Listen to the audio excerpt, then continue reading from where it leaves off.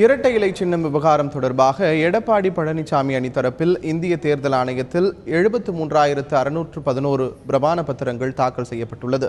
இது தொடர்பாக எமது டெல்லி சிறப்பு செய்தியாளர் சலீம் பழனிசாமி அணி தரப்பின் வழக்கறிஞருடன் நடத்திய நேர்காணலை இப்போது பார்க்கலாம்.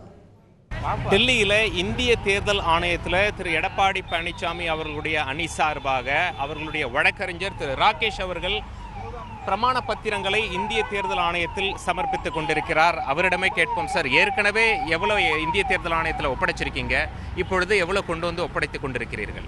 ஏற்கனவே நாங்கள் பொதுக்குழு தேனி மாவட்டம், அது இல்லாமல் மீண்டும் ஒரு 5 மாவட்டங்கள் போன தடவை நம்ம சட்டத்துறை அமைச்சர் தாக்கல் செஞ்சுட்டு போனாங்க.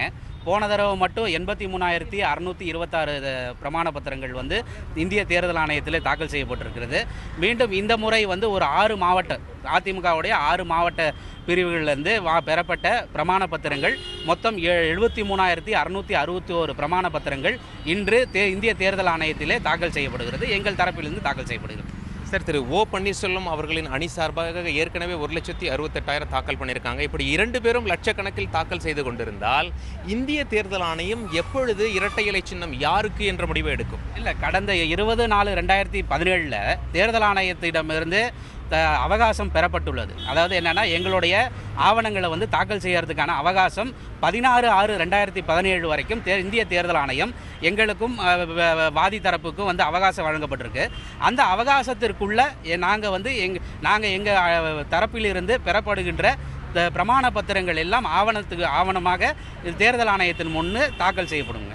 சார், இந்திய தேர்தல் ஆணையத்தை நன்கு அறிஞ்ச ஒரு வழக்கறிஞராக சொல்லுங்க, 2 பேரும் லட்சக்கணக்கில் தாக்கல் செய்திருக்கும் நிலையில் இந்திய தேர்தல் ஆணையத்தினுடைய முடிவு எப்பொழுது வெளியாகலாம்? காலதாமதமாகுமா இதன் காரணமாக? இல்லை, இப்போ தேர்தல் ஆணையம் நமக்கு 16ஆம் தேதி வரைக்கும் 16 ஜூன் வரைக்கும் அவகாசம் கொடுத்துருக்காங்க.